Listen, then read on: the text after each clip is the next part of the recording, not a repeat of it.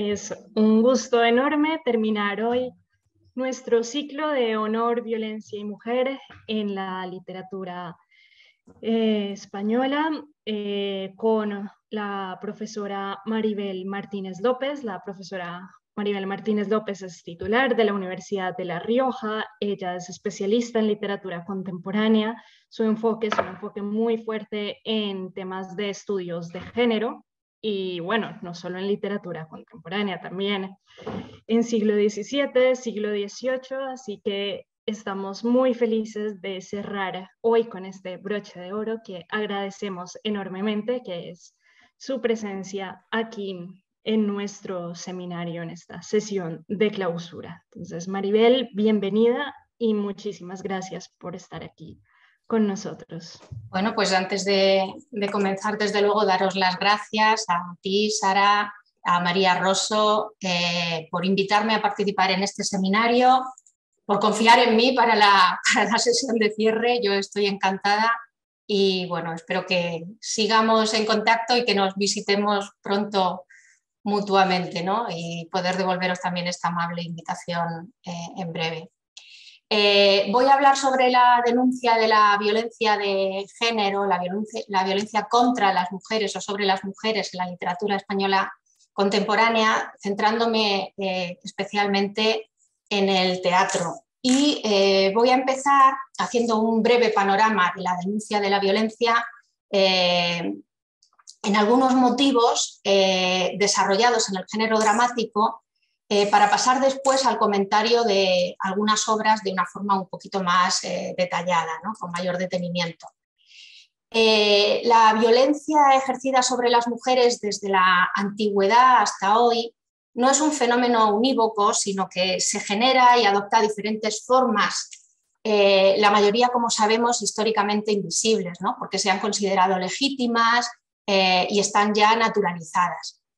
Un ejemplo de esto pues, puede ser que generalmente siempre, ¿no?, se mira con rechazo las violaciones de mujeres en contextos bélicos o en cualquier contexto, pero no se entiende así o no siempre se ha entendido así cuando se ha hablado de violaciones de las esposas dentro del matrimonio.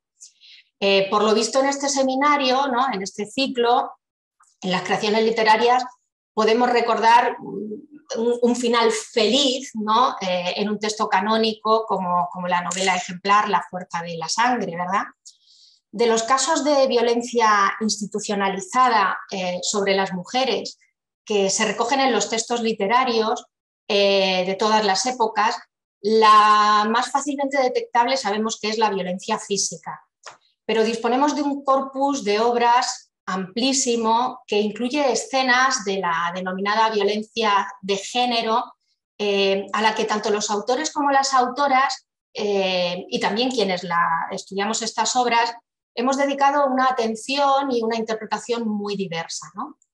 Sabemos bien que la crítica actual cuestiona la violencia simbólica, el seminario este es muestra de ello, ¿no? Una violencia simbólica que subyace en todos estos textos literarios, en los que se pone de manifiesto que hay una concepción patriarcal, hegemónica, que ha decidido por las mujeres y que les ha negado la capacidad volitiva, tanto desde el germen presente ya en los mitos clásicos hasta la más reciente actualidad.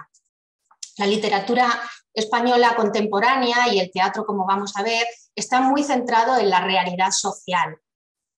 Y por eso, antes de entrar en materia, tengo en pantalla una rapidísima mirada a nuestro entorno social, ¿no?, del que la literatura es siempre un producto y un reflejo, visto a través de algunas noticias de prensa.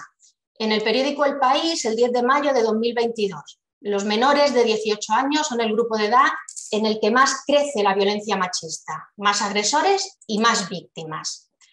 O del mismo periódico, el 25 de noviembre de 2022, la violencia machista entre los adolescentes, el drama que ni ellos quieren reconocer.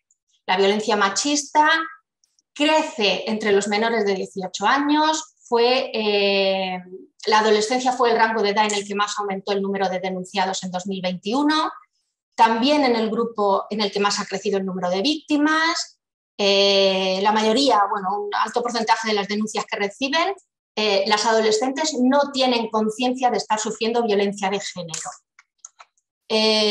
Otro ejemplo más, del 2 de febrero de 2023 de Radio Televisión Española. El porcentaje de adolescentes preocupados por el machismo y la violencia de género cae más de un 10% desde 2019. 1 de cada 5 adolescentes españoles considera que el trabajo de cuidar a niños debería ser hecho solo o sobre todo por mujeres. Cree que solo o sobre todo los hombres deberían ser policías. También se mantiene la idea de que hay actitudes más propias de un género que de otro. Las adolescentes opinan que ser dominantes y actuar como un líder es más propio de los hombres, frente a comportamientos más frecuentes en mujeres, como expresar abiertamente cariño y querer lucir un buen aspecto. O titulares de ayer que he encontrado en 20 minutos. La violencia de género no da tregua, ingresa en prisión el acusado de matar a su expareja en un apartado de Vitoria, la mujer apuñalada por su marido en Sevilla, detenido un hombre de 27 años por agredir a su pareja en una discoteca. Estas son todas noticias aparecidas ayer, ¿no? Bueno, contexto. La literatura como producto sociocultural está claro que recoge siempre los temas que interesan en las sociedades en las cuales se produce, ¿no? Y la literatura española contemporánea, a lo largo de su historia, se ha limitado a veces a la mostración casi con valor costumbrista de esas realidades, ¿no? Pero desde el siglo XIX, cada vez de una forma más consciente, se ha planteado como objetivo la denuncia de las mismas, considerando la utilidad de la ficción para generar un discurso que sea crítico y que pueda ayudar a la sociedad a plantearse y a buscar soluciones, ¿no?, en lo que se refiere a esta lacra de la violencia de género. A la vez, nosotros, los estudiosos, desde nuestra labor crítica en el análisis académico de esos discursos literarios, y sin olvidar nunca, ¿no?, las dimensiones histórica, estética y lúdica de las creaciones artísticas, pues no debemos olvidar esa cuestión ideológica. Y para ello tenemos que aplicar una metodología que sea interdisciplinar, que aúne el enfoque de género propio de la crítica literaria feminista, con los estudios culturales, también con la concepción ética de la literatura como testimonio ético.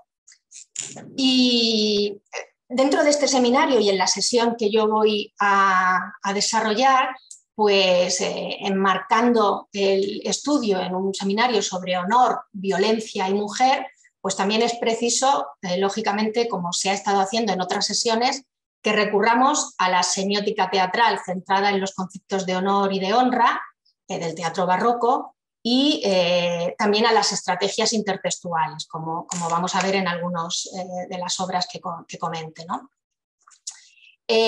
Sin esa relación de disciplinas o sin esa interdisciplinariedad es difícil analizar el mensaje completo del producto literario que trata el tema de la violencia de género. Yo voy a presentar un rápido panorama de textos, un corpus que voy a limitar por tiempo a obras teatrales y después, como digo, me centraré en algunas contemporáneas construidas desde estrategias intertextuales. Al hablar de los diferentes modos de violencia ejercidos sobre las mujeres, la sexual y la doméstica o intrafamiliar son dos aspectos de una realidad que se compone de múltiples y de variadas caras, ¿no? La literatura ha tratado el maltrato psicológico, el maltrato físico en los entornos domésticos familiares, paternofiliales, intramatrimoniales, entre otros parentescos, pero también las agresiones sexuales fuera del hogar, ¿no? También ha recogido violencias hacia las mujeres no solo por el hecho de serlo, sino por manifestar una diversidad o una identidad sexual lésbica. Y en este caso, esa violencia se ha podido aplicar como correctivo, sancionador, en unos casos, subsanador, ¿no? Por ejemplo, este motivo de la violencia por la diversidad afectivo-sexual está visibilizado y denunciado por Iciar Pascual en Eudí, una obra de 2013. En este texto, la dramaturga rinde homenaje a la memoria de Eudis Melane, que era la capitana de la selección nacional de fútbol femenino de Sudáfrica. Era una deportista muy estimada en su país, tanto en la faceta deportista como por su activismo en la lucha de los derechos de lesbianas, gays, transexuales y bisexuales en Sudáfrica, ¿no? Bien, pues como castigo por ello fue agredida sexualmente en 2008 por un grupo de hombres y fue apuñalada hasta la muerte. Esta historia real está recogida en la obra de Iciar Pascual, ¿no? También otros modos, otras formas de violencia los encontramos, por ejemplo, en las sufridas por mujeres en las cárceles. Las encontramos en novelas, las encontramos en teatro, se detienen tanto en las presas de guerra como en las mujeres que han sido encarceladas por prostitución o por adulterio o por otro tipo de crímenes. Los textos literarios generalmente en estas obras se sumergen en casos con violencias físicas y simbólicas que son muy conmocionantes, ¿no? Hay torturas, hay violaciones, hay uno muy emotivo que es el robo de hijos y en el teatro podemos verlo, por ejemplo, en la obra Presas de 2007 de Ignacio del Moral y de Verónica Fernández, o también en Cautivas, ¿no? Una obra de Juana Escabias de 2015. Otras formas de violencia. Bueno, pues otros textos recientes ofrecen nuevos modos que preocupan a la sociedad. Por ejemplo, el control de la pareja a través de las nuevas tecnologías. Lo presentan varias obras. Juana Escabias trata el tema en una obrita muy breve, WhatsApp, una obrita de 2015, cuyo argumento gira en torno a una adolescente de 16 años que es coaccionada por su novio en cuanto a con quién sale, cuándo sale, cómo viste, etc., ¿no? Otra forma más es la que nos presenta María Velasco en Si en el árbol un burka.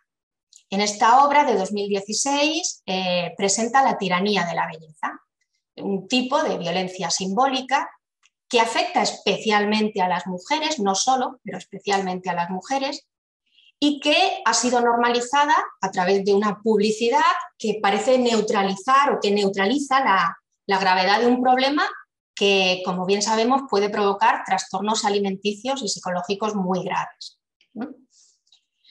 Hay otras formas de violencia que estas sí son exclusivamente ejercidas contra las mujeres y también denunciadas en la literatura española, ¿no? En el teatro tenemos, por ejemplo, Anatomía de una sirena, de 2018, escrita por Iria Piñeiro, que habla de la violencia obstétrica que sufren las madres de todo el mundo. Y algunas otras obras presentan diferentes caras de la violencia de género dentro del comercio sexual, ¿no? Por ejemplo, Matrioska o Los caballeros las prefieren rusas, de 2017, de Roberto Lumbreras, escenifica las vejaciones que sufre una prostituta de lujo que acaba siendo asesinada por el hombre que la contrata, ¿no? Que contrata sus servicios. En algunas obras de las que tratan el comercio sexual, la prostitución, aparecen las posibles raíces de que una mujer se dedique a ello. Hay variedad de argumentos y razones, veremos después algo más. Por ejemplo, en El jardinero de la Nacional 2, una obra de Emilio Pastor de 2006, y también en La cinta dorada de Manuela Reina, esta del año 1989, nos encontramos con que la prostitución va acompañada de violencia, pero también hunde las raíces en la pederastia sufrida por quienes la practican o por los proxenetas de niños en su infancia.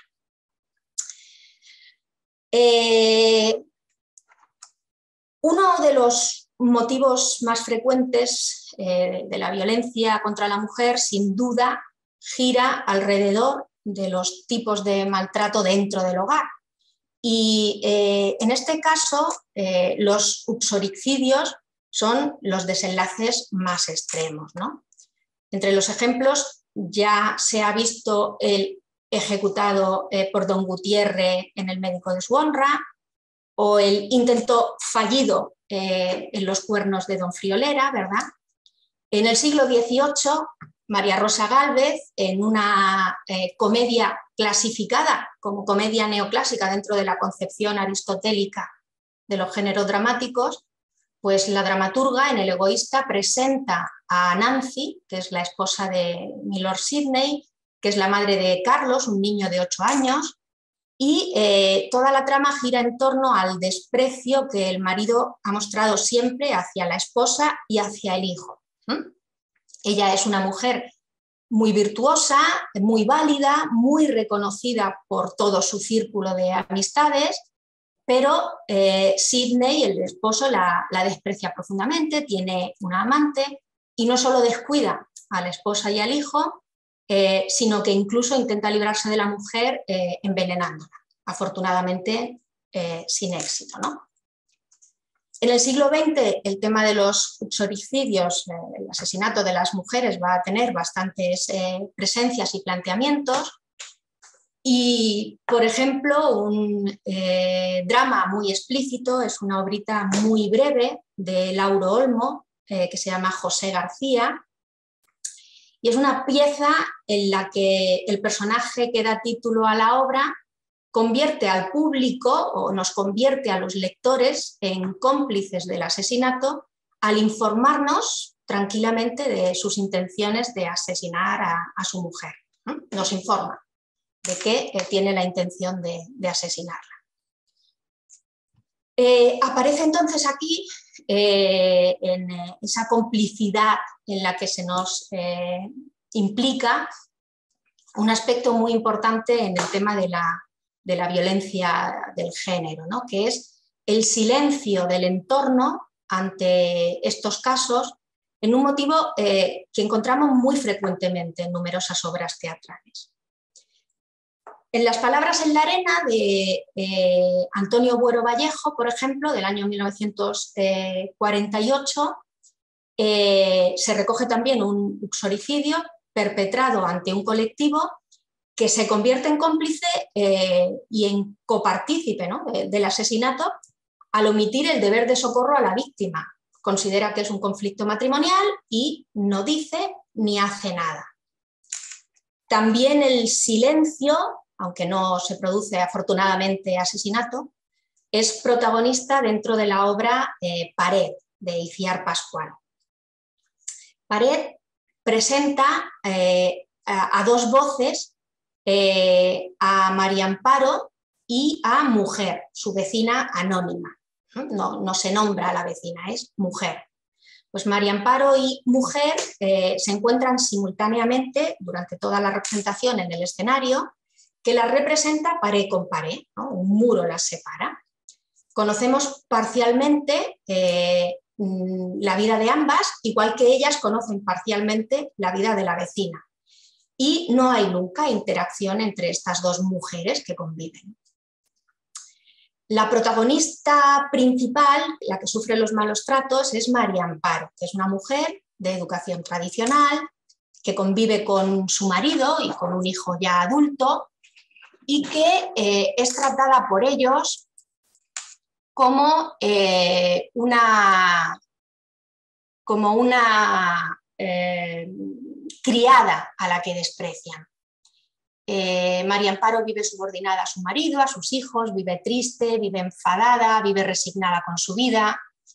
La vecina, por el contrario, es una mujer joven, que es independiente, es soltera, viaja mucho y aparece siempre como, estoy moviendo sin darme cuenta con el ratón, creo. Es una mujer que viaja mucho y que, digo, asiste siempre, escucha las peleas y el maltrato, ¿no?, que sufre la vecina. Pero guarda silencio hasta que decide mudarse a otro edificio, guarda silencio excusándose en que no tiene certeza de que lo que escucha y lo que de verdad pueda estar pasando en esa casa sea maltrato. Ella escucha, intuye, sufre, pero guarda silencio.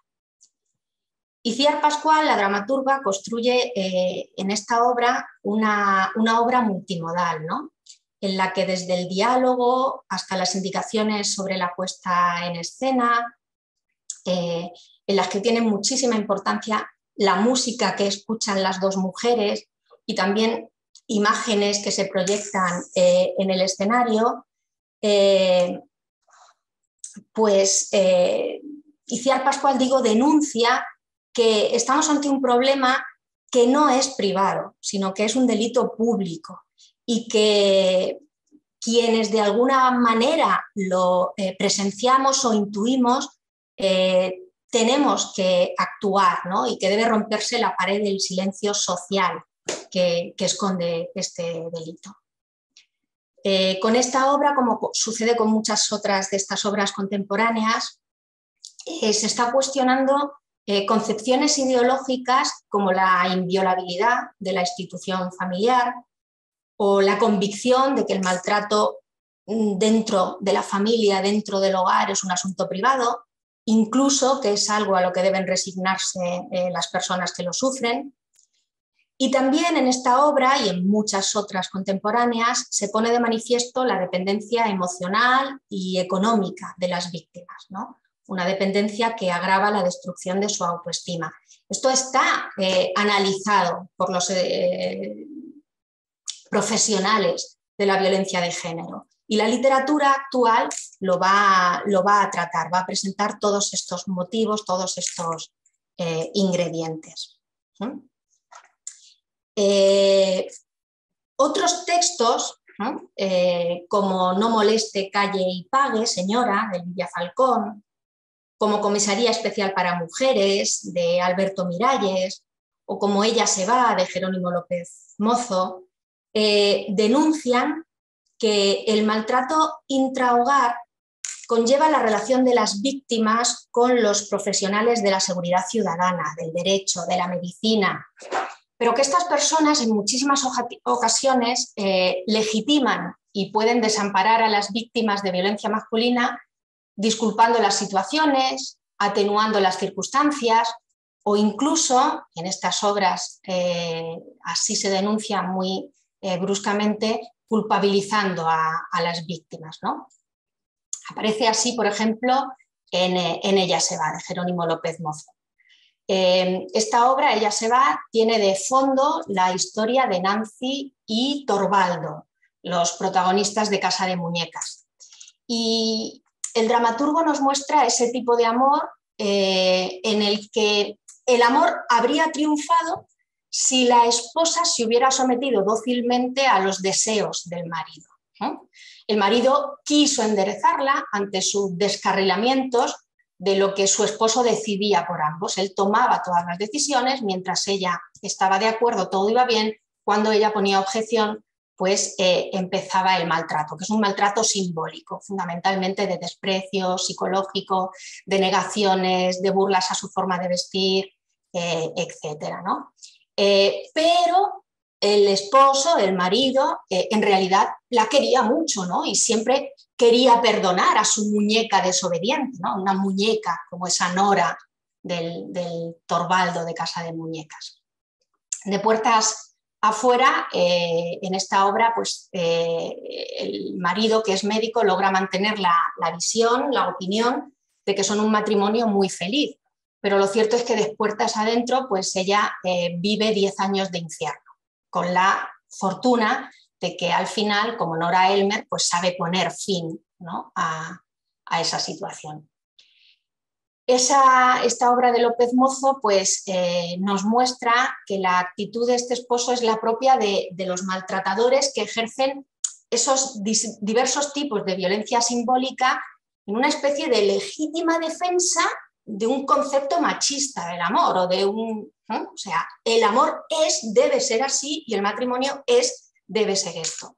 Entonces, su actuación, sobre todo cuando es esencialmente simbólica, no hay maltrato físico, es entendida por ellos y muchas veces por los profesionales que atienden a las víctimas como una legítima defensa de la relación. Bueno, avanzando sobre el motivo de la violencia sexual, ese otro tan presente, en este caso la violencia sexual extradoméstica, nos encontramos con textos muy impactantes, ¿no?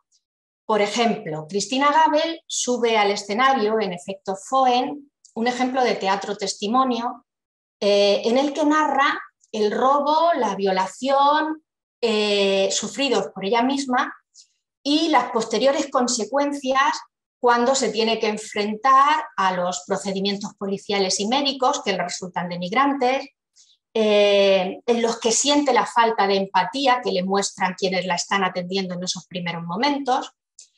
Cuenta también el dolor y la vergüenza al tener que reconocer lo sucedido ante su pareja, ante sus padres y ante sus amigos, y recoge el trauma que le queda tras todo esto, ¿no? También es testimonial el trasfondo de la historia contada por Lola Blasco en La armonía del silencio. En este caso, la obra gira alrededor de dos nietos que intentan recuperar el piano que su abuela tuvo que vender durante la Guerra Civil.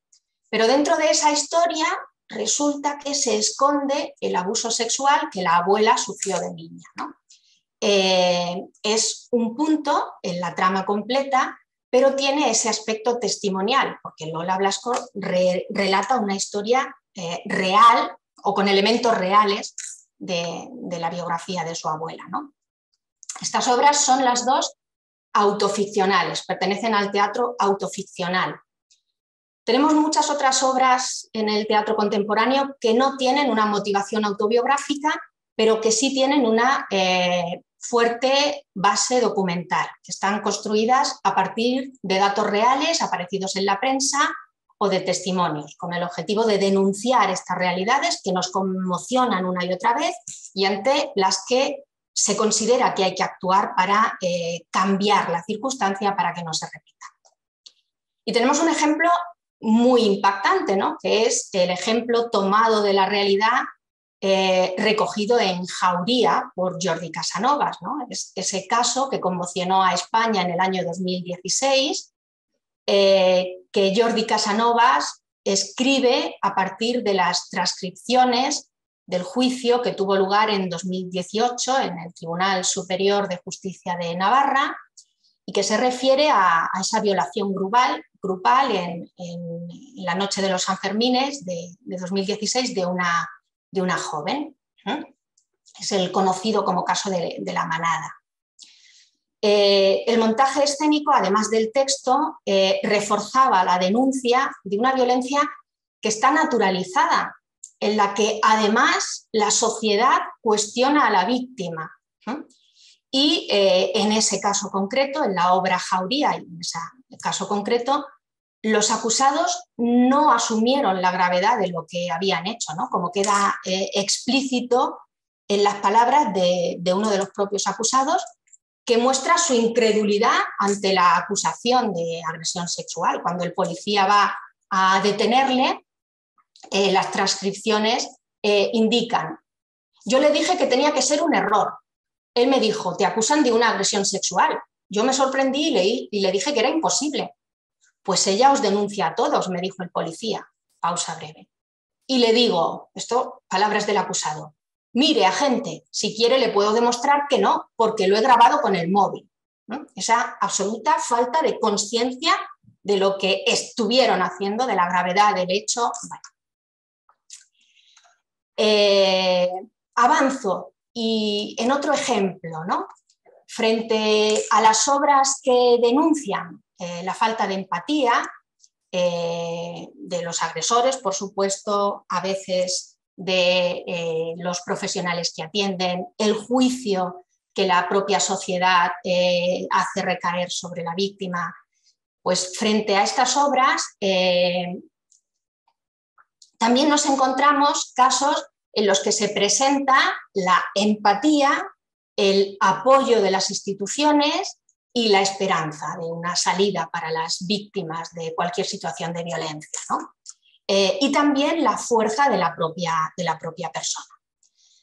Podemos verlo, por ejemplo, en Tarjeta Roja, una obra de nuevo de Iciar Pascual del año 2015.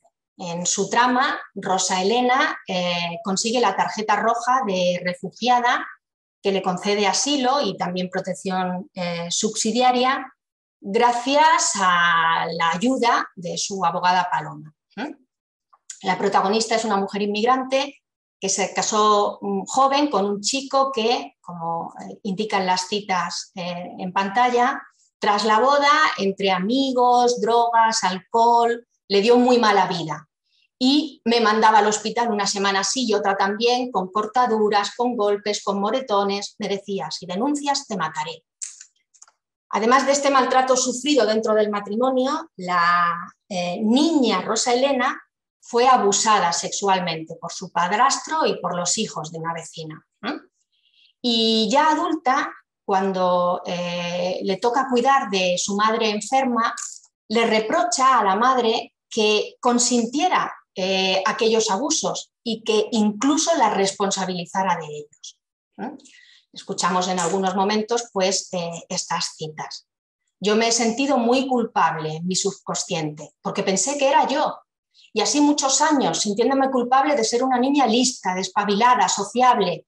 La culpa no me dejaba dormir.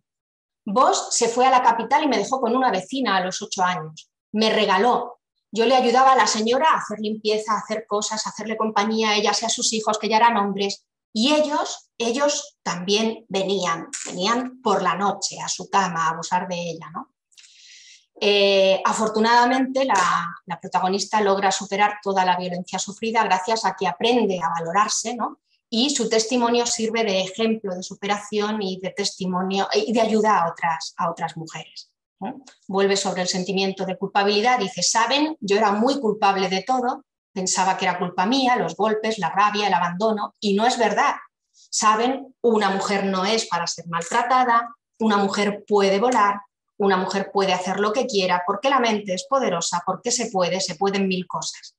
He conseguido respeto y habla de sobre todo su propio respeto, su autorrespeto. Tengo el respeto de mi mano, trabajo por mí misma, he salido de la dependencia, he recuperado mi autoestima.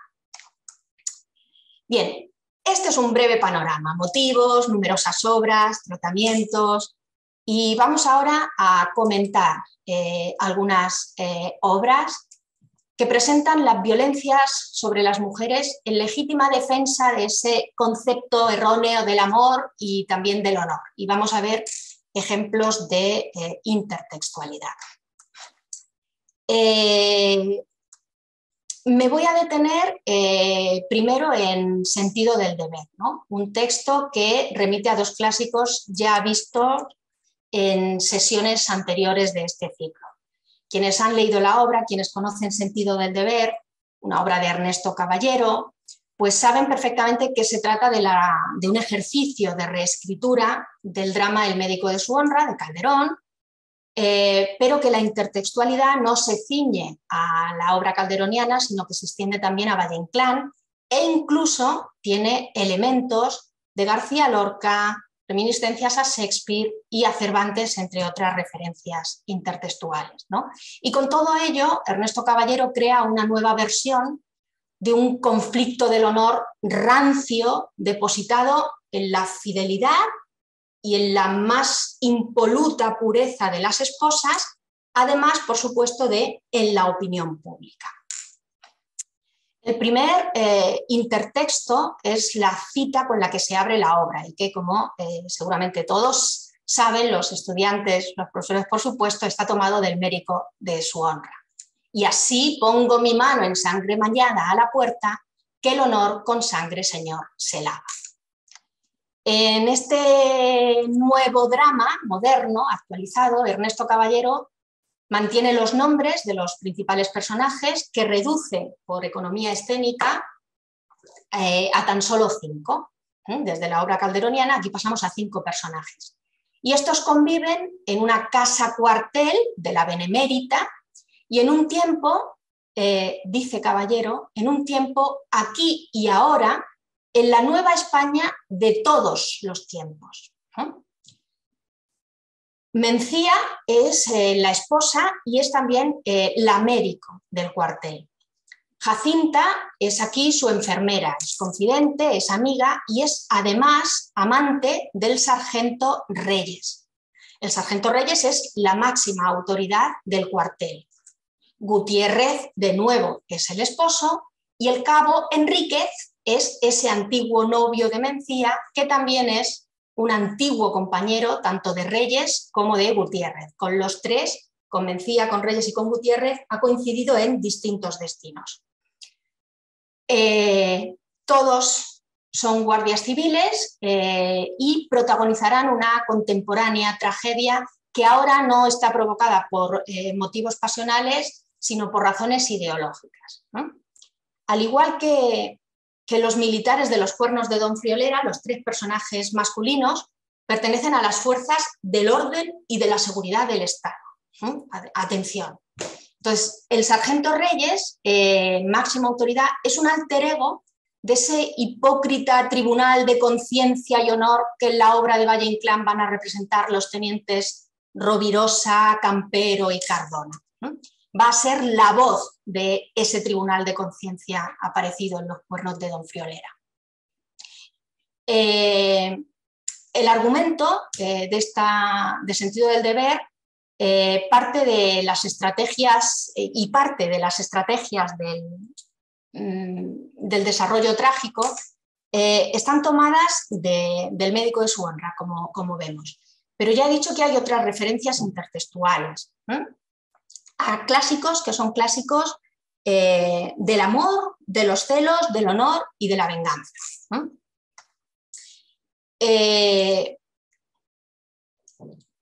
Y que entroncan en citas textuales y en ambientación esta obra de Ernesto Caballero con rasgos de estilo muy propios del esperpento valleinclanesco y también del simbolismo lírico lorquiano. Por ejemplo, el calor, el tedio, el ambiente opresivo que envuelve la atmósfera de los dramas de mujeres en los pueblos de España que tan magistralmente están dibujados por García Lorca en Yerma, Bodas de Sangre o en La casa de Bernarda Alba, ¿no? Pues se intuye en la acotación inicial de Sentido del Deber y en otros momentos de la obra. Y ya desde la acotación inicial, ese ambiente opresivo, tedioso y ese calor va anunciando la tragedia, ¿no? Que a lo largo de todo el texto se va a ir amplificando.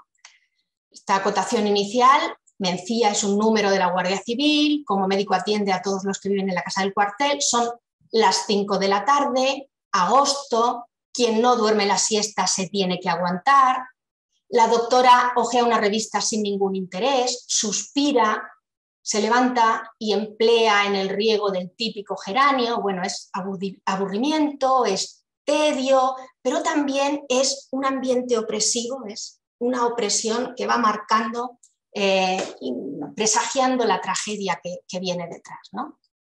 Se nos presenta una atmósfera enrarecida que es reiterada simbólicamente a partir de un vaso de agua helada que Mencía ofrece a Enríquez cuando éste aparece inesperadamente de noche en su domicilio y cuyo hielo se derrite desangrándose y preludiando el final de Mencía.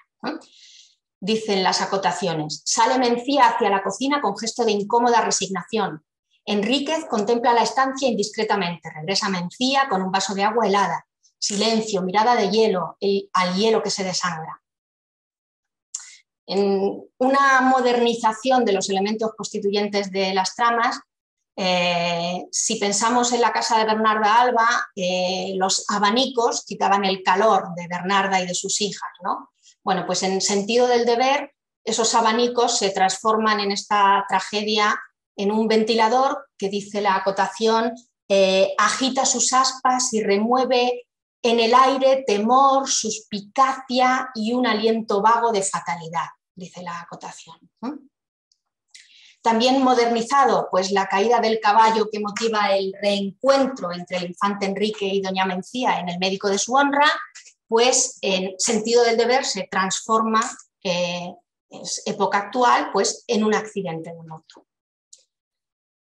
La limpieza del honor que ejecuta el guardia Gutiérrez es anticipada en la escena primera también desde la acotación, que le presenta como un hombre a la antigua. Es un hombre tranquilo, satisfecho, falto de ambición, es un hombre de orden, de trato afable, y dice que acepta que trabaje ella siempre y cuando cuide las cosas de casa, un hombre que se encarga de la burocracia, de asuntos internos, lo intradoméstico, ¿no? Y de lo que haga falta. Cuando Enríquez va a visitar sin previo aviso a Mencía por la noche, pues sucede, igual que en El médico de su honra, que inesperadamente llega Gutiérrez a casa. Gutiérrez no descubre a Enríquez, pero la llegada de Gutiérrez trae al texto otra referencia que nos recuerda ingredientes recurrentes en todos estos dramas, que es, de nuevo, la importancia del silencio, ¿no? Ese testigo cómplice en tantos dramas, ya he visto antes, de honra, de honor y de violencia doméstica. El silencio está señalado en dos acotaciones, en la escena tercera, que sitúan en el plano del presagio en relación con el hielo que se desangra, con las sospechas del marido sobre la deshonra. Bueno, dice, desaparece, Enríquez se va de escena sin ser descubierto por Gutiérrez y desaparece como los presagios, silencio de piedra, y entra Gutiérrez, ¿no? Esta escena se cierra con otras acotaciones que vuelven sobre las mismas imágenes. Jacinta se retira tensa y cabizbaja, silencio violento en la noche espesa. Y vuelta al hielo, y el hielo sucio de tierra, antes se ha desangrado, ahora empieza a enterrarse, ¿no? Palpita en la maceta como un corazón que se deshace. El silencio va a ser invocado de nuevo en otras acotaciones y solo va a ser roto en la escena final por una lluvia que, dice la acotación, arrecia como una metralla que presagia el funesto desenlace.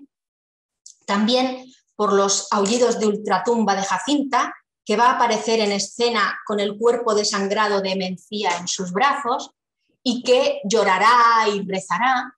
Y por último, el silencio se rompe con la detonación del disparo que confirma que Gutiérrez se ha suicidado. Y con su suicidio regresa el orden y la atrofiada normalidad a la vida en el cuartel, como veremos ahora después. Todo esto no es sino una visión deformada de la realidad, que recuerda, por un lado, la perspectiva grotesca del esperpento valleinclanesco, ¿no? Que está presente en varias referencias de la obra, ¿no? Por ejemplo, una de las alusiones valleinclanescas es tomada también de Los cuernos de Don Friolera, un gato que ronda el cuartel y al que se atribuyen los ruidos nocturnos que provoca esa visita ilegítima de Enríquez a Mencía. Ese gato solo aparece en la escena 11, cuando la carta que la protagonista ha escrito a Enríquez para despedirse de su antiguo amante, mismo mecanismo desencadenante de la tragedia que en El médico de su honra, pues esa carta cae en manos del marido por intermediación de Jacinta. Jacinta, dice la acotación, Jacinta, la mensajera, llega a la habitación de Enríquez, pero se encuentra al marido de quien remite la carta. Lo que llaman ironía de las antiguas tragedias, reaparece junto al gato que ya lo daban por muerto. Hay lances que no se extinguen desde los tiempos remotos de don Pedro Calderón. En la misma escena se marcha Jacinta, dejando la carta en manos de Guti, que lee como deben leer los expertos, atenta distancia de quien se ha entregado con pasión al texto y extrae un sentido que es una evidencia antes presentida y ahora manifiesta. Es decir, lee, interpreta aquello que quiere evitar. Lee un deshonor, lee una deshonra que no se ha producido realmente. Hay esa idea de que se entrega con pasión al texto, no, perdón, de que lee como deben leer los expertos. Bueno, puesto que he dicho que también hay referencias en este texto a otros dramas de amor, celos, honor, a Shakespeare, a Cervantes, pues las referencias a ellos, a Cervantes y a Shakespeare, sí que son explícitas y se localizan en la escena octava. Reyes, en una conversación con Gutiérrez, le pregunta por su matrimonio y en un momento dado Gutiérrez opina, esa es la cuestión, a lo que sigue una acotación que explicita, inconsciente cita del príncipe Hamlet, de nuevo otro trago de amarga ansiedad. El dilema de Gutiérrez remite al universal y atemporal príncipe de Dinamarca, ¿no? Y la escena se cierra con una referencia expresa, en este caso a un mito español igualmente universal y atemporal, que es el Quijote, que no siempre distingue lo real de lo imaginado y que dibuja una línea fina entre la razón y la sinrazón, ¿no? Gravedad hispana, que es un poco tosca, es lo que tenemos. Los grandes momentos nos quedan inflados. Por eso el Quijote nos dice también. Hay un intertexto más, bueno, en este caso tomado de un villancico popular en esta escena. Dice, pero mira cómo beben los hombres resentidos, pero mira cómo beben por un poco de olvido. Pero bueno, no vamos a entrar en ese. Y sí, una referencia más a Shakespeare, que aparece en la escena 18ª y que esta vez remite al rey Lear, ¿no? Es Aúlla Jacinta con voz de ultratumba, si la actriz subraya el efecto es cómico, trae un cuerpo inerte envuelto en toallas como una evidencia de lo inverosímil. Parece aquel loco padre de Cordelia. Bueno, sobre los elementos textuales tomados del Médico de su honra, en sentido del deber no hay una daga olvidada que sea descubierta por el esposo, pero sí hay un regalo de Enríquez que ésta entrega a Mencía. Y se trata de una maceta de galán de noche. Esa maceta de flores, en la escena sexta, acrecienta las sospechas del marido sobre la infidelidad de su esposa y nos recuerda los claveles que Loreta y Pachequín se intercambian en los cuernos de Don Friolera. Y también, por supuesto, está el símbolo de las manos ensangrentadas que dejan su huella para informar de la tragedia en la obra de Calderón de la Barca, pero que ahora no son señal de la acción ya ejecutada, sino que son un aviso del crimen que se va a cometer. Y leo de nuevo la acotación. Dice, por fin aparece como un condenado el cabo Gutiérrez, mudo, blanco, extraño. Guti ha hecho su entrada vestido de gala con un uniforme de lámina vieja. Lleva guantes blancos que ahora se quita, se corta en la mano con premeditación, deja que la sangre salpique en un marco de foto de boda y sale a la calle. Regresa a Mencía, contempla la foto, ahoga una voz y limpia la sangre. Bueno, anuncio de lo que va a sucederle. Como estamos viendo, es en las acotaciones donde recae gran parte del peso intertextual de esta obra, mientras que los diálogos lo que nos aportan es más bien el tono contemporáneo que tiene visos de rutina, de vulgaridad y de brutalidad. Por ejemplo, el guardia Gutiérrez, lejos de ser un marido de estirpe calderoniana, es un hombre sin carisma, ya se nos ha descrito en la acotación inicial, pero se ve también en sus diálogos, ¿no? Y su relación, su relación de pareja con Mencía es desamorada, desapasionada. La desidealización de este personaje es muy clara, pero no llega a la del sargento Reyes, ¿no? No es este sargento Reyes que era el rey en cualquier drama del siglo de oro, en cualquier tragedia del siglo de oro. El sargento Reyes es consumidor de pornografía, tiene una esposa sumisa en casa, una muñeca dócil en casa, y a la misma vez mantiene una relación extramatrimonial puramente sexual con Jacinta. Desidealizados en distinta medida y de distinta manera, pero sin embargo, tanto Gutiérrez como Reyes, a través de ellos se explicita la denuncia de una sociedad machista, degradada, irracional, que sigue identificando la fiesta de los toros, cruel, como símbolo de valor y de honor españoles, ¿no? Y esto está señalado en la escena 13 por el personaje de Gutiérrez. Cuando ha preparado el asesinato, ya lo tiene previsto, sabe lo que va a hacer, habla con su esposa en una escena y le dice ella: ¿por qué llevas el uniforme de gala? Es un día especial. ¿Qué día? El día del honor. ¿Qué fiesta es esa? Una fiesta muy española, como los toros. ¿Qué estás diciendo? Y que no falte la sangre del animal en la plaza. El honor alcanza hasta los toros, mueren con honor y a veces también cornean y matan. Olé. Un poco valle-inclanesco, esperpéntico, grotesco, brutal, irracional. Estos personajes están desidealizados y podemos aplicarlo también a otros. La marginalidad de Jacinta, que sabemos que en el Médico de su honra es esclava, aquí se reescribe colocándola como una confidente que es poco fiable porque es chismosa y sobre todo porque está relegada al papel de amante del sargento Reyes. Las escenas sexuales que se recogen entre Reyes y ellas tienen además el componente de sexo oral, que bueno, tiene también su parte más sucia. Gutiérrez, el marido, a su vez se convierte en la versión contemporánea, ¿no?, del drama, en 2003, en un cirujano literalmente, porque no solo es él quien desangra a Mencía, sino que además practica una trepanación al cadáver de Enríquez para extraerle la bala con la que le ha asesinado, ¿no?, porque no quiere que se pueda relacionar el crimen con su arma reglamentaria. Mantiene un monólogo ante una Mencía que está inconsciente mientras está practicando esa cruenta cirugía y en ese monólogo se recoge toda la carga ideológica que estoy explicando. Se trata de la escena 17ª y penúltima, que se cierra, por cierto, con un eco calderoniano nuevo, en este caso un intertexto de La vida es sueño, que se trae aquí sarcásticamente para enfatizar la pesadilla de la situación representada y también como metáfora de la muerte. Acaba toda la cita que tienen en pantalla con "y los sueños, sueños son". Pero esos sueños, que son una verdadera pesadilla y una metáfora de la muerte, los podemos ver en la acotación.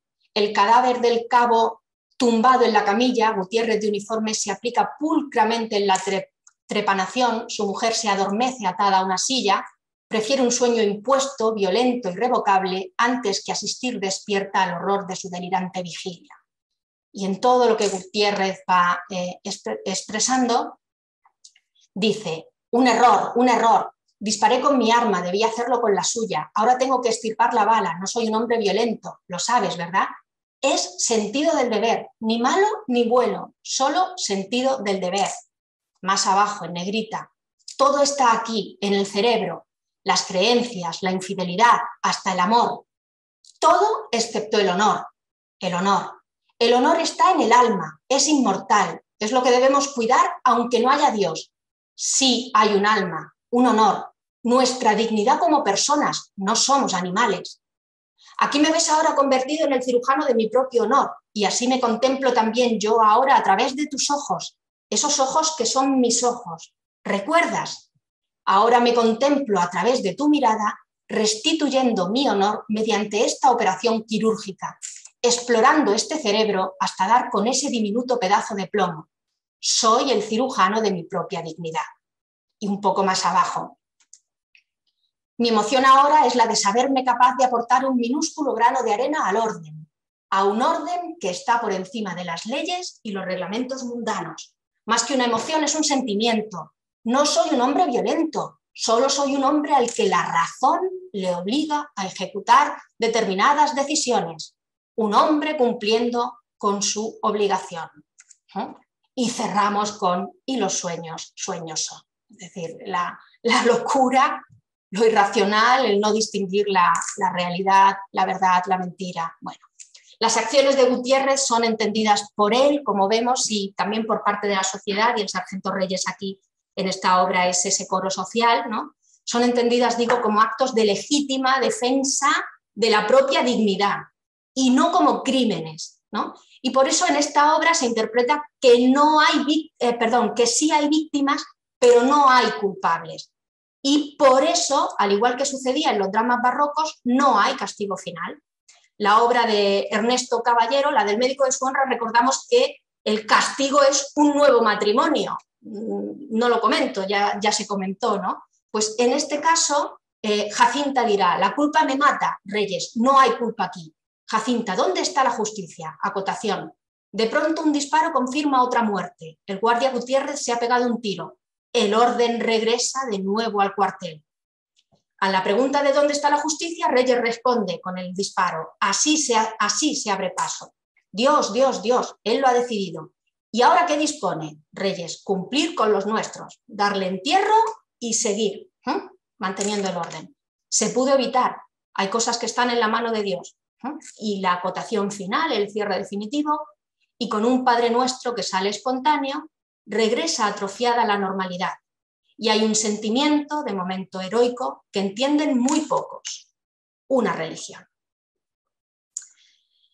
Bueno, puedo pasar a otro texto más, que es otro ejemplo de construcción de un drama moderno mediante estrategias intertextuales para mostrar los escenarios de la violencia por razones de género y el motivo de la honra de la mujer, pero con un aspecto muy distinto, que es el que nos presenta El local de Bernardeta, una obra de Lourdes Ortiz, que transforma radicalmente las preocupaciones ideológicas y los componentes trágicos. En este caso se trata de una versión moderna, grotesca, de La casa de Bernarda Alba de Federico García Lorca, en la cual el escenario se ha trasladado a un prostíbulo y la deshonra subyace en la práctica del comercio sexual, si bien el motivo no se plantea explícitamente. La acotación inicial, como vemos, sitúa la acción en una habitación con cristales donde se multiplican los reflejos, en paralelismo con la habitación blanquísima que había, en la que comenzaba la casa de Bernarda Alba. La luminosidad en ambos espacios contrasta con el mundo opresivo en el que viven sus habitantes. Lourdes Ortiz lo que hace es que nos ofrece una localización con reminiscencias no solo lorquianas, sino también de nuevo valleinclanescas, ¿no? Porque esos cristales que actúan como espejos son símbolo de la deformación grotesca de la realidad a través de sus reflejos. Son huellas, a su vez, de un motivo, el de la mujer como mercancía para el goce sexual, ¿no? Que se repite históricamente, se refleja, deja huellas, se repite. Y los muros gruesos encalados que tapiaban la casa de Bernarda Alba, en la obra de Lorca, y que escondían todo lo que pasaba tras esas paredes, ahora en Lourdes Ortiz se han transformado en escaparates de una realidad que la sociedad conocemos, pero a la que damos la espalda. Los personajes en el local de Bernardeta mantienen sus nombres, aunque con abreviaturas: Bernardeta, Gus, Martí, Melia, Magda, Poncina y Josefina, son los personajes que tienen diálogo y aparecerán nombrados o por la escena, pero sin decir nada, Adelita, el romano, Ade, Delia y el romanito. Las edades de los protagonistas son también muy similares en esta obra y en su fuente, pero hay una deformación grotesca de la realidad hasta el punto que aquí se dibuja al romano como un viejo decrépito. Ya no es un hombre deseado, sino que es un viejo decrépito, es casi impotente, es ridículo, está despojado de hombría y desde luego de todo atractivo varonil. Y se ha convertido en el proxeneta que junto con Bernardeta regenta el prostíbulo. Bernardeta no es la madre de, pero es Bueno, la madame que las acoge a todas en realidad es su proxeneta también. Al deseo sexual que estaba presente en las hijas de Bernarda Alba, Ortiz le da completamente la vuelta y lo transforma en el tener que someterse a los abusos sexuales de ambos, del romano y de la propia Bernardeta, ¿no? Si bien se explicita en esta obra que hay unas protagonistas, por ejemplo Magda, que ejercen su oficio libremente como trabajadora sexual, que lo es porque quiere, mientras que otras lo hacen bajo la sumisión química. Magda dice, yo no necesitaba la jeringa, sabía lo que hacía y por qué lo hacía. Sin embargo, Adelita, Ade o Delia estarán prácticamente siempre drogadas, ¿no? Esta obra se inicia el día de luto por el suicidio de Adelita. Todavía está de cuerpo presente, sus pies cuelgan del techo durante toda la trama. Lourdes Ortiz deconstruye todo posible happy end de las historias tradicionales protagonizadas por princesas y nos traslada la acción al mundo de la prostitución, en el que lo primero que hace es poner de manifiesto la necesidad de la figura masculina y el dominio del patriarcado para la gestión. Presenta a los hombres no solo como consumidores, sino como directores del negocio, ¿no? Una casa que se precie, una casa con honra, tiene que tener un protector, una cabeza visible. Las mujeres solas no. Él es el que impone respeto, el que tiene los contactos, el que es una garantía, es nuestra seguridad, ¿sí? El dominio, la necesidad del patriarcado. Son varios los elementos de García Lorca que Ortiz utiliza para conectar ambos dramas, más allá del título o de los nombres de los personajes, pero también introduce nuevos elementos propios del entorno prostibulario, ¿no? Por ejemplo, las referencias que en la casa de Bernarda Alba se hacen a la herencia, en el local de Bernardeta se convierten en la discusión que mantienen las prostitutas con Bernardeta por el reparto de las ganancias y en la reclamación de una subida de sueldo por parte de las prostitutas. Aparece Josefina, la anciana madre demente, ¿no? Que aquí es la primera madama del cuartel, la antigua madame del burdel. Ella es la que instruyó a Bernardeta en su juventud y también aparece, aunque de forma grotesca, bueno, con otra forma grotesca, la anécdota del vestido de novia y el deseo de casarse, ¿no? Y también Josefina está durante prácticamente todo el tiempo recluida en una habitación. En este drama moderno, como la vieja chochea, pues termina siendo enviada a una residencia. Otro elemento intertextual es la privación de libertad. La privación de libertad, que en la casa de Bernarda Alba son 8 años de luto que la madre impone a las hijas, ahora cobra la forma de la reclusión en un prostíbulo debido a la esclavitud del comercio sexual. En realidad no tienen dónde ir, no pueden salir, su vida está sujeta a unas circunstancias muy estrictas. Y respecto a los nuevos motivos que se introducen, pues aparece, por ejemplo, la bisexualidad, ¿no? Que se presenta en el requerimiento al que tanto el romano como Bernardeta someten a alguna de las chicas. Someten a Marti, por ejemplo, a esa doble sexualidad y a ella le parece bien porque de hecho disfruta más con las mujeres que con los hombres.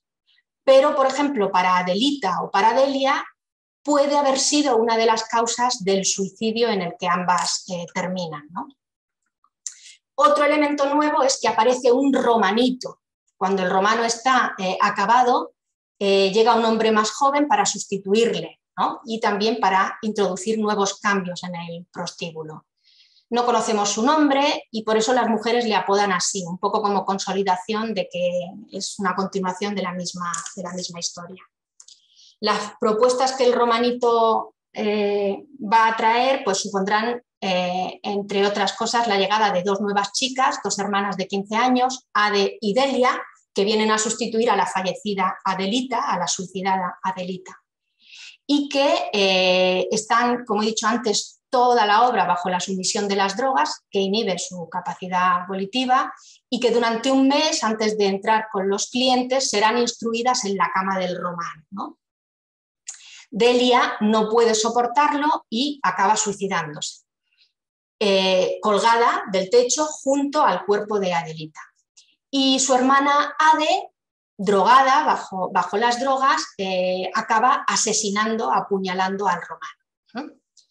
Estos tres nuevos personajes, Romanito, Ade y Delia, se producen en el acto segundo, son 4 actos, y suponen ya el planteamiento de una historia de renovación generacional, pero a la vez un planteamiento cíclico, porque lo que sucede en este acto anticipa las desgracias y el final abierto también del acto último, del cuarto.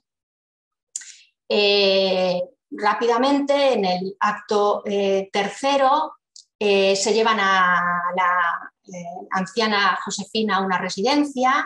Gus, que es la mayor de las prostitutas, tiene cerca de 40 años, la echan del prostíbulo porque por su edad ya no es productiva. Parece que el negocio prospera con las renovaciones que el romanito va implantando. Además, todas están como muy dóciles y muy encarriladas, según la criada Concina. Pero todo esto es apariencia, porque esa ilusión de progreso se ve rota con el nuevo suicidio del personaje de la joven Delia, ¿no? Y entramos en el último acto, que se abre con los 2 cuerpos de Adelita y de Delia colgados del techo, no desaparecen, y con Ade, que drogada y loca, enloquecida por el abuso sexual, pues, y también por la muerte de su hermana, pues asesina al romano. Y en este punto, en el desenlace, Bernardeta decide tomar la vara de mando y restablecer el orden en una supuesta independización y autogestión del negocio, ¿no?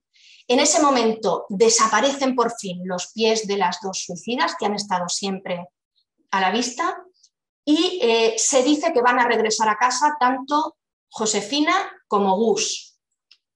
Parece que se quiere pensar que algo va a mejorar para estas prostitutas.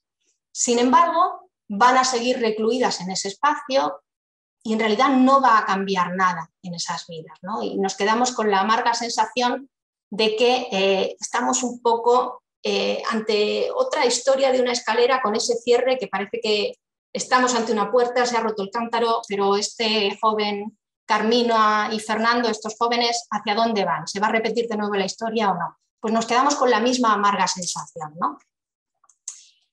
Como igual que Bernarda cerraba el drama de Lorca imponiendo silencio, lo impone también Bernardeta ahora. Bernarda decía en la obra de Lorca: silencio, a callar he dicho, la hija menor de Bernarda ha muerto virgen, silencio, silencio he dicho, silencio. Y Bernardeta, en tono coloquial y moderno, no hay que explicar nada, es caso de muerte natural, se refiere al apuñalamiento del romano, y ese silencio, ella dice, chitón y punto en boca, ¿no? El silencio de nuevo que tapa estas historias de violencia. En la vuelta de tuerca que Lourdes Ortiz da a la obra de García Lorca, lo que hace esta dramaturga es actualizar el sentido crítico, ponerlo en el foco de la denuncia social y provocar la reflexión sobre si las mujeres que se prostituyen lo hagan sabiendo lo que hacen y queriéndolo, como dice Magda, o no, como le pasa a Ade y a Delia, si en realidad disfrutan del derecho a la libertad de practicar una actividad sin coacciones y sin sufrir maltrato. Porque en definitiva todas se ven obligadas a pasar por la cama del romano y otras situaciones, ¿no? Bueno, pues concluyo, ¿no? Y recapitulando y para concluir,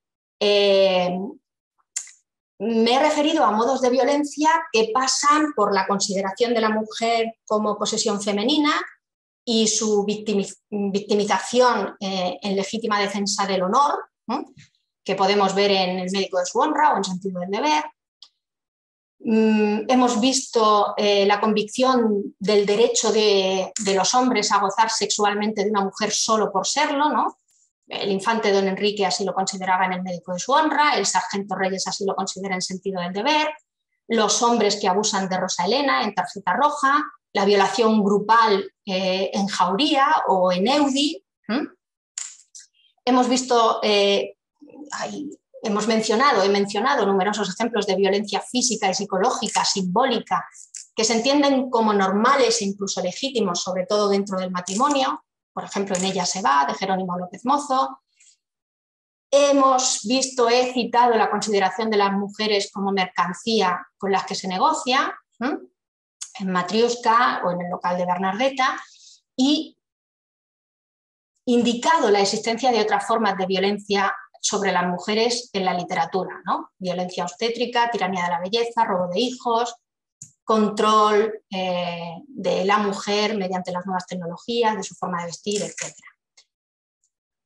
La literatura no solo las ha recogido como ingrediente costumbrista, a lo largo de todo este ciclo, este seminario, estas sesiones se ha ido demostrando, sino que desde finales del siglo XIX a menudo las ha denunciado, ¿no? Y especialmente es así en los siglos a finales del siglo XX y en el siglo XXI. Y lo ha hecho actuando como una herramienta que considera útil para el análisis de esta lacra social. En el caso de las obras que son producto de la reescritura de otra anterior, se pone de manifiesto que los personajes evolucionan, como lo hacen las sociedades, ¿no? Y que dejan de ser arquetipos del momento de su creación para pensar, sentir y actuar cada vez más como seres reales dentro del contexto sociohistórico en el que son reescritos. Y ahí cobra muchísima importancia el teatro autoficcional, el teatro testimonial o el teatro documento, ¿no? Pero lo cierto es que pese a los cambios sociales, las violencias, las actitudes patriarcales permanecen bajo el peso de unos tiránicos constructos ideológicos. Y de ahí que haya o no haya objetivo de denuncia por parte de quienes escriben estas obras, la lectura de género que nosotros desde la crítica podemos aportar sí que hace visible la carga moral de unas violencias machistas que no desaparecen, ¿no? Por eso quiero terminar resaltando el enorme interés de estos textos si analizamos las obras no solo en la dimensión estética o literaria, sino especialmente desde esa dimensión social o ideológica, como se propone en todo este ciclo, en todo este seminario.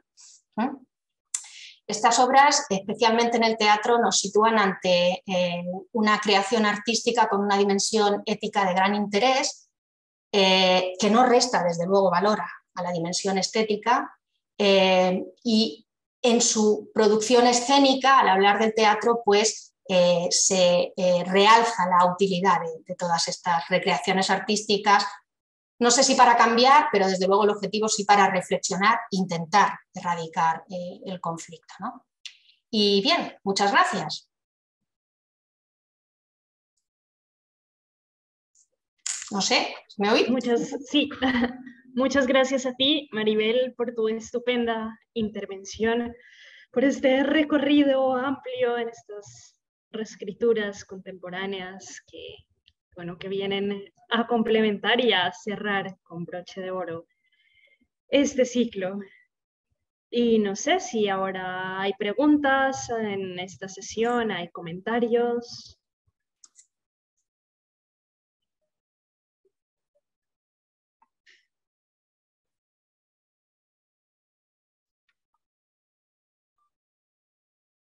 Que pueden ser de los estudiantes o de el resto del público que quiera preguntar algo, comentar. Hacer una pregunta, un comentario. Por supuesto, Ana. A veces pienso que cuando se habla de estos temas puede producirse un efecto un poco como de normalización de alguna manera o de incluso de efecto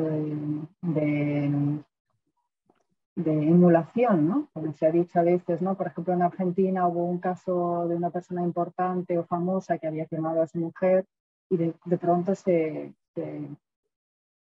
produjeron muchos casos de ese uso horrible del fuego para quemar a compañeras, mujeres, exmujeres, etcétera, etcétera. Entonces pienso, la cultura tiene una, quizás, no lo sé, tiene una labor de representación, decías tú al principio, de la sociedad, ¿no? O sea, bueno, una labor, representa a la sociedad, el contexto en el que vive, hasta qué punto, como se dice a veces también, ¿no? Cuando se habla de violencia de género, el hecho de que se hable de ello en el telediario, en el tal, o en las productos culturales, sirve para...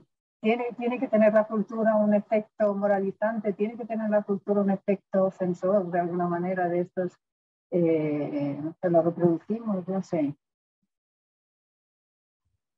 Si te doy mi opinión, porque esto podríamos opinar cualquiera de los que estamos aquí, efecto moralizante, no todos los autores ni todos los textos tienen efecto moralizante. En realidad lo que hacen es más presentarlo y cuestionarlo, plantean mal las preguntas. La mayor parte de estos dramaturgas españoles actuales no pretenden darte la solución, lo que pretenden es ponerte en escena la situación. Claro, vemos cuál es su postura, te ponen en escena, esto está pasando y esto es terrible. Desde los diálogos, desde en la obra de Pared de Iciar Pascual, que había momentos de la obra en los que se estaban proyectando en el fondo noticias de datos reales, estadísticas de violencia de género y tal. Lo que dice María Amparo en esa obra, lo que dice la vecina ella, en ese diálogo está claro quién sufre más y quién sufre menos, pero los desenlaces la mayor parte de las veces son abiertos, o sea, no hay una moralización explícita, no hay una moraleja final al modo de la literatura didáctica. Sí que hay una convicción por parte de quienes escriben estas obras con objeto de denuncia, con objetivo de denuncia, de decir, bueno, vamos a ver, vamos a reaccionar ante esto, ¿no? Sí que hay. En el teatro más actual, porque si nos vamos a las obras de los años 40, 50, 60, cuando mencionaba los choricidios en Buero Vallejo, en Las palabras en la arena, o José García de Lauro Olmo, en realidad, y muchas tantas obras, ¿no? en La camisa también de Lauro Olmo, casos de maltrato que en realidad están ahí de manera costumbrista, o sea, simplemente se nos presentan. Por parte de los autores o de las autoras no hay ningún objetivo crítico, muestran esa parte de la sociedad como muestran que se come sardinas en esta casa o como muestra que en la otra no tienen para comprar sombreros. O sea, es un motivo que está ahí presente sin más. Y la crítica actual es la que estamos diciendo, vamos al enfoque de género y vamos a hacer el análisis. No tiene que ser moralizante, pero ¿por qué no va a ser una herramienta para mostrar una línea ideológica, igual que esa otra literatura que es a favor del régimen tal? O sea, la literatura proselitista ha existido siempre tanto en este caso, además, en España, desde 2000, no me quiero equivocar, desde 2007, ¿no? Tenemos la primera ley que indica que los productos culturales, artísticos, televisivos, libro, teatro, tiene que tratar sobre estos temas de violencia de género, de igualdad de género.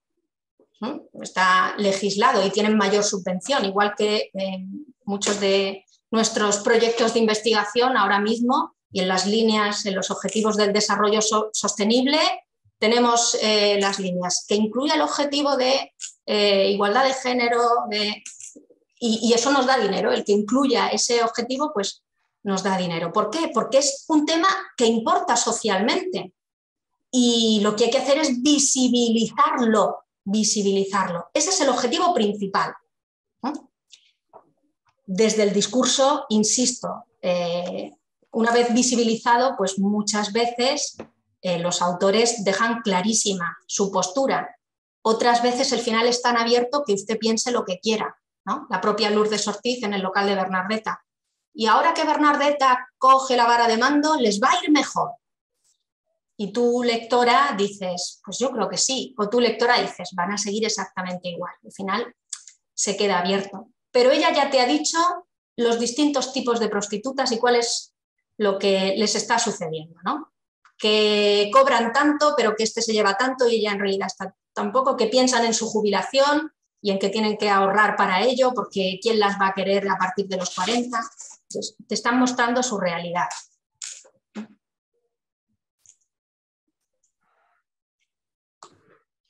Wow, sí, sí, es un tema complicado porque, claro, se visibiliza esto y es fundamental desnormalizarlo, pero claro, luego está la pregunta de, ¿y otras lecturas? ¿Qué hacemos con eso, no? Que es un poco lo complicado de estos temas. Otras lecturas que lleven pues a la emulación y no tanto a la reflexión crítica, que bueno, es un punto fundamental. No sé si hay más preguntas hay unas estudiantes que van a trabajar en la presentación La Casa de Bernarda Alba, igual querrán decir algo, o si no, seguro que les ha servido muchísimo esta reescritura que nos presentaste hoy. Las estudiantes, ¿dónde están? Tal vez después intervienen. Sí. Cuando no se grabe. Bueno, esto igual. Felicitaciones, Maribel, porque ha sido una conferencia muy, muy interesante. Te diré que he aprendido mucho. Algunas obras no las conocía y creo que también las estudiantes o los estudiantes, no sé, no he visto el elenco, van a aprovechar muchísimo. Y pueden también conectarla las que frecuentaron el curso de máster con las novelas que hemos analizado, algunas novelas que presentan alguna temática análogas, no iguales, pero con alguna afinidad sí. Muchas gracias, Maribel, de verdad. Vosotras.